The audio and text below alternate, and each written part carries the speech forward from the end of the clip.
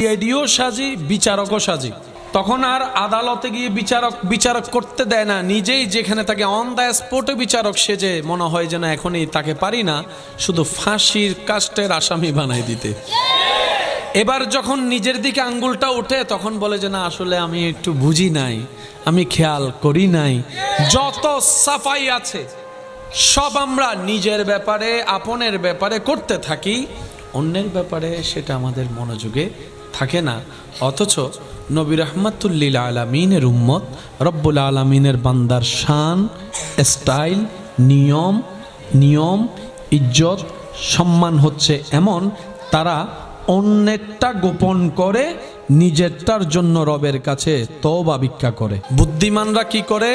অন্যের দোষ গোপন রাখে, কিছু শুনলে নিজের কাছে সেটা আমানত হিসেবে রাখে। এমন আমানত জান চলে যেতে পারে, আমানতের খেয়ানত করা যাবে না। প্রাণ দিয়ে দিতে পারি, অন্যকে বেইজ্জত করতে রাজি না। মুমিন বান্দারা, চালাক বান্দারা, জান্নাতি বান্দারা, রবের প্রিয় বান্দারা অন্যের ইজ্জতকে এমন ভাবে হেফাজত করে নিজের গুনাহের ব্যাপারে ক্ষমা চাইতে থাকে, যেটা আমাদের ভিতর এই গুণটা নাই বললেই চলে। তো নাই তো কি হয়েছে, আনতে সমস্যা কি?